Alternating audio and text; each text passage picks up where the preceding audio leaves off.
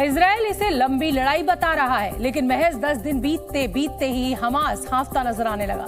चूंकि ये जंग है तो इसमें हमास के आतंकवादियों के चक्कर में बेकसूर भी पिस रहे हैं।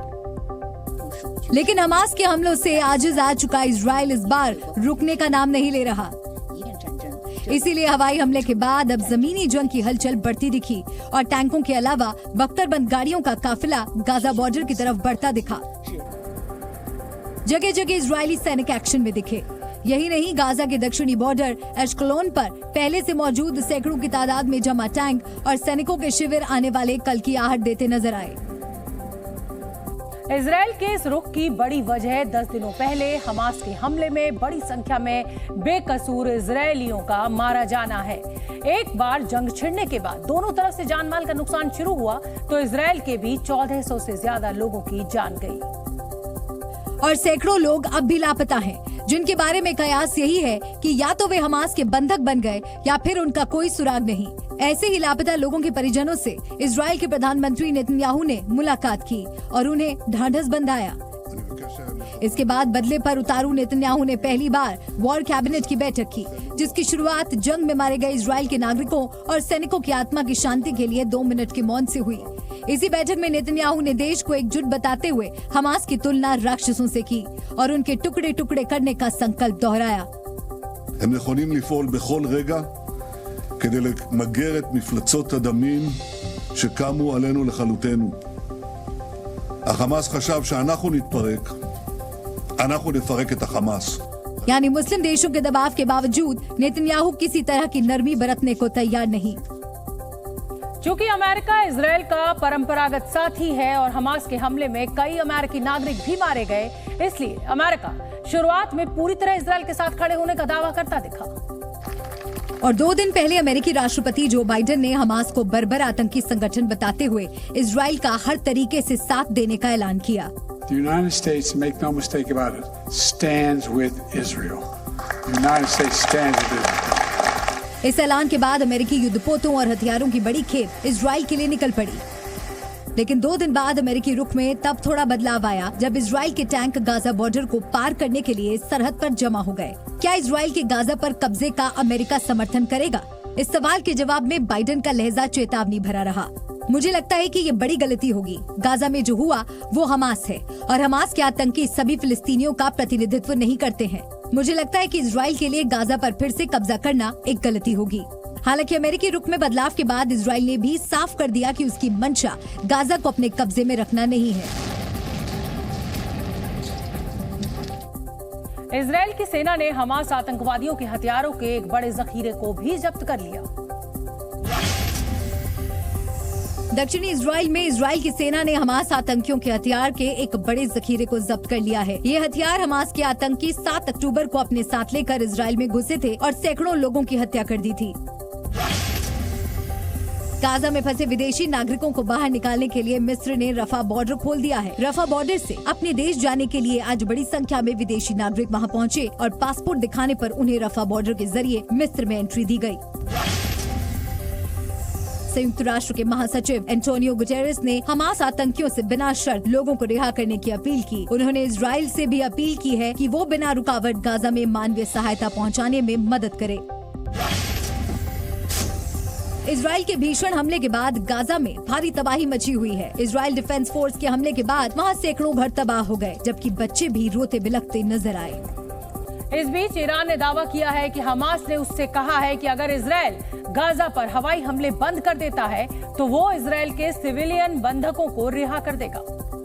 और ये दावा आज खुद ईरान के विदेश मंत्रालय ने प्रेस कॉन्फ्रेंस कर किया कि आमादगी دارند در ارتباط با شهروندانی که و افراد غیر نظامی که اکنون در اختیار گروه‌های مقاومت قرار دارند اقدامات لازم رو برای آزادی اونها انجام بدن. اما نکتهشون این بود که این اقدامات نیاز به اجراءات و مقدماتی دارد. ईरान का ये भी कहना है कि हमास ने ये भी कहा कि इजराइल अगर जंग पर तुला है वो भी लंबी लड़ाई के लिए तैयार है। ما برای ادامه مقاومت و ایستادگی هیچ مشکلی نداریم. ईरान फिलिस्तीन में हमास को मिलिट्री मदद करता है, हालांकि वो इससे इनकार करता रहा है। ईरान ने इजराइल फिलिस्तीन जंग के लिए अमेरिका को सीधा जिम्मेदार ठहराया है। उधर ईरान के supreme leader ayatollah Ali Khamenei ने सोशल मीडिया साइट एक्स पर हिंदी में बयान भी जारी किया और दुनिया भर के मुसलमानों से अपील की कि वो फिलिस्तीन की मदद करें। 14 अक्टूबर को आयतुल्ला खामनेई ने एक्स पर लिखा, फिलिस्तीन और गाजा इस्लाम की ताकत का प्रतीक है। अल्लाह के करम से फिलिस्तीन में जो तहरीक शुरू हुई है आगे जाएगी और फिलिस्तीनियों की मुकम्मल फतेह पर जाकर रुकेगी। फिलिस्तीन के हालिया दिनों के वाकयात, खास तौर पर बमबारी, औरतों, बच्चों और मर्दों की शहादत इंसान के दिल को सदमा पहुंचाने वाली है। इस्लामी दुनिया में सबका फर्ज है कि फिलिस्तीन की आवाम की मदद करे। ईरान के प्रमुख आयतुल्ला अली खामनेई ने अपना आधिकारिक ट्विटर अकाउंट हिंदी में साल 2020 में खोला था। इजराइल की सेना ने गाजा बॉर्डर पर बड़ी संख्या में टैंक तैनात कर दिए हैं। इजराइल की सेना गाजा में जमीन के रास्ते घुसने के लिए गाजा बॉर्डर पर तैयार खड़ी है। पीएम नेतन्याहू का आदेश मिलते ही इजराइल के सैकड़ों टैंक गाजा में घुसकर तबाही मचाने को तैयार हैं। 10 दिनों के भीषण युद्ध के बाद गाजा से तबाही की ड्रोन तस्वीरें सामने आई हैं। वीडियो में सड़कों पर मलबा दिखा और कई इमारतें हमले के बाद क्षतिग्रस्त नजर आईं। अमेरिका के न्यू जर्सी में हमास आतंकियों के खिलाफ लोगों का गुस्सा फूटा। इजराइल के समर्थन में सैकड़ों लोग सड़क पर उतरे और हमास के खिलाफ गुस्सा जाहिर किया।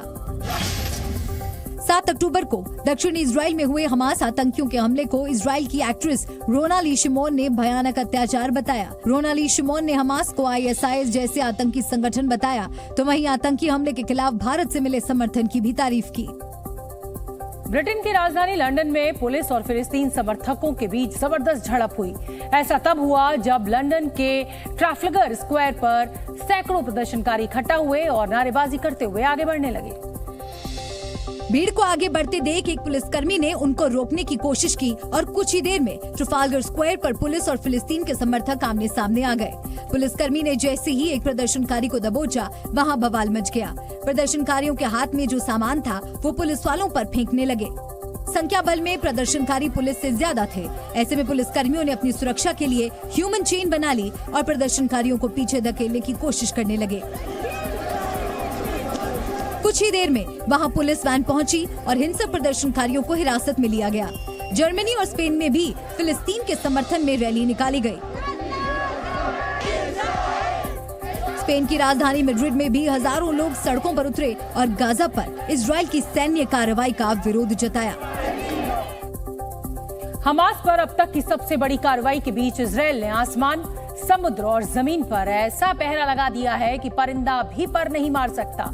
जिन इलाकों से हमास के आतंकवादियों ने घुसपैठ की थी, उन सभी जगह भारी सुरक्षा बल तैनात है। जी न्यूज की टीम जब जिकिम बीच पहुंची तो वहां सन्नाटा पसरा हुआ था। वहां या तो समंदर दिखाई दे रहा था या फिर इजरायली सैनिक। इस पूरे इलाके को यहाँ पर खाली कराया गया है। ज्यादा देर तक हम यहाँ पर खड़े नहीं रह पाएंगे, लेकिन यहाँ पर हमें पता ये चला है कि जो इजराइल की नेवी है वो भी लगातार पेट्रोलिंग कर रही है। इजरायली फोर्सेस यहाँ पर नजर रखे हुए, इस इलाके में ड्रोन से भी नजर रखी जा रही है ताकि कोई दोबारा अगर घुसपैठ करने की कोशिश करे तो उसे वहीं पर मार गिराया जाए। और फिलहाल बताया गया कि जिकिम बीच के आसपास हमास के आतंकी अब भी छिपे हो सकते हैं। जिकिम बीच वही इलाका है जहां से 7 अक्टूबर की सुबह हमास के आतंकियों ने घुसपैठ की थी। उस दौरान जिकिम बीच पर काफी लोग मौजूद थे जिन्हें हमास के आतंकियों ने अपनी गोली का निशाना बनाया। जिकिम बीच से दाखिल होकर हमास के आतंकी इजराइल के दक्षिणी इलाकों में फैल गए। इजराइल ने हवा, पानी, जमीन सब तरफ सुरक्षा चाक चौबंद कर दी है।